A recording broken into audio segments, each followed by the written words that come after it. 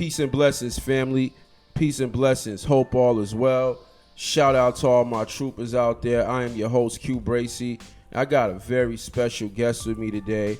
Hopefully he's not a guest for long and we create our own show, but I got a special guest, my guy Super Auto. Super Auto, talk to the people real quick, man. Introduce yourself. Yes, sir. What's going on, world? Peace and blessings to everybody. I am known as Super Auto. That's what they call me, Super Auto, A-U-T-O.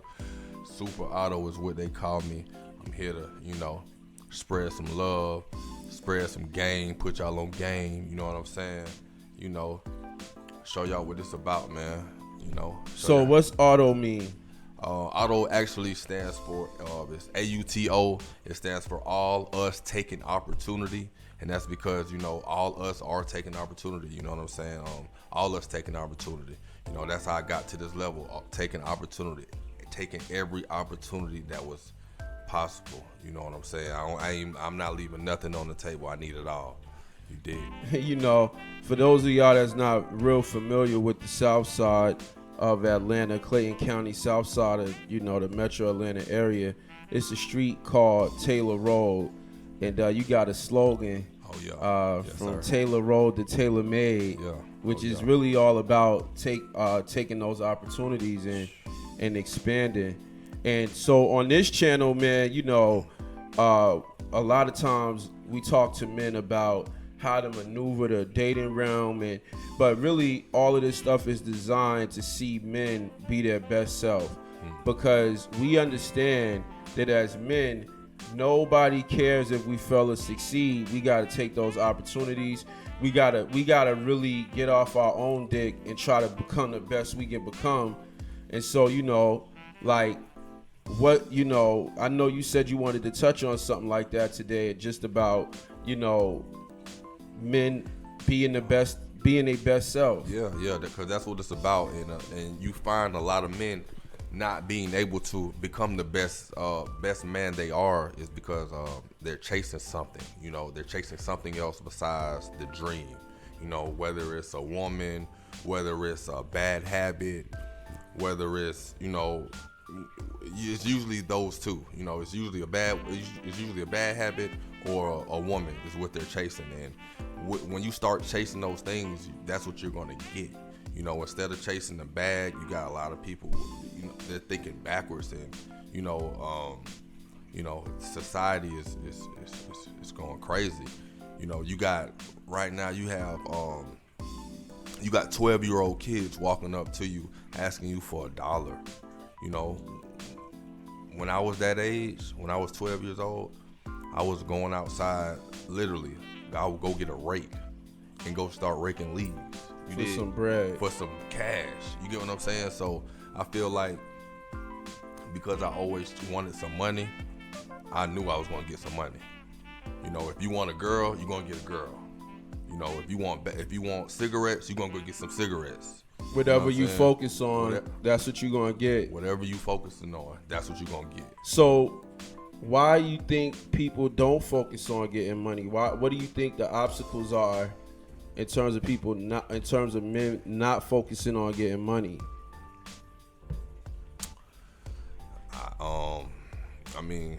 I don't know, to be honest. You think it's like a belief in their self? Because you could tell people how to get some money and they still won't go get it.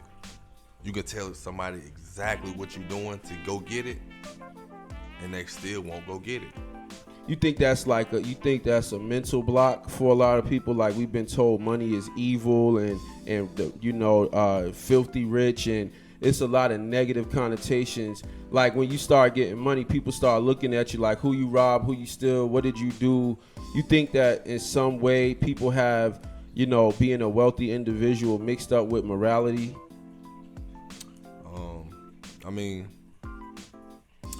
I do think it's a block, but I think a lot of people are scared to actually get some money to succeed. They're scared, and I know that sounds crazy, but a lot of people are terrified of being, of becoming rich for some reason or being successful. They're complacent. And so what you have to do with complacent people, you know, you can help some of them, but the majority of them you got to get away from them. You know, I don't want to be around anybody complacent. You know, and that's what I learned. You know, I had to learn to separate myself, and as soon as I started separating myself, I took off. Now, was there ever a time in your life where you was complacent? I was never complacent. Okay. I always grew up with, you know, parents that told me, you know, don't be mediocre. You know, that was my mom's quote. You know what I mean? Like, you know, don't be mediocre. You know, don't be a C. Don't strive for don't a C. Be a C. Yeah, don't be a C. You know, don't be average. C is average. Don't be average. So I always been a go-getter, you know, since I came out the womb. You know what I mean? A go-getter. Right. You know what I mean? No. So I guess what I was looking for when I was asking that question, to give you some context, is, you know, a lot of times people, there's a saying, people don't care what you know till they know that you care.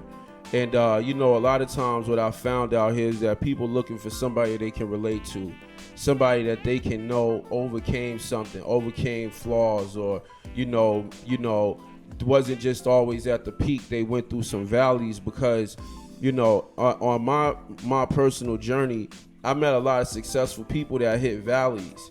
And that was always very intriguing to me because, you know, I was always taught it's not about how you get it the first time.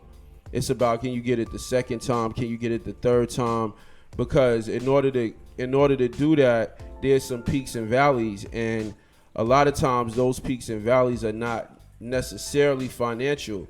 For example, when Tyler Perry went from making movies to saying, I want to build a studio, like, he spoke about how after he had got to a certain place in his career, even though everybody thought he was at the top because of where he got to, he actually reached a place where he didn't know what to do because he accomplished his biggest dreams. And, you know, people don't always, their dreams are not always the same.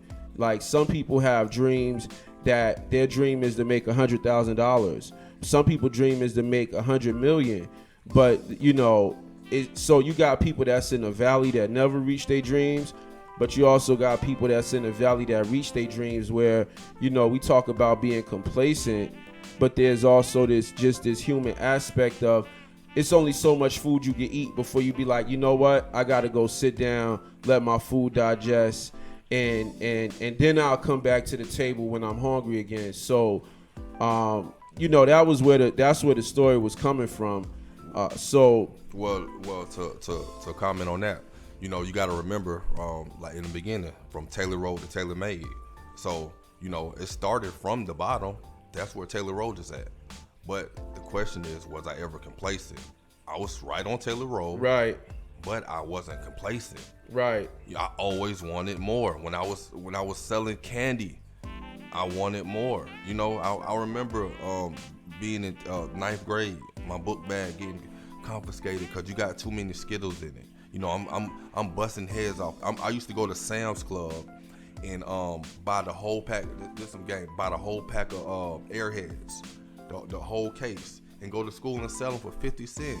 You gonna come up? Absolutely. You get what I'm saying? So I never was complacent. You get what I'm saying? No matter where I was at, when I was a dishwasher, I was the best dishwasher. That way I can move to be the fry cook. You get what I'm saying? After the fry cook, next thing you know, I'm going to the grill. I'm never going to be complacent in wherever I was at. I was going to be the best.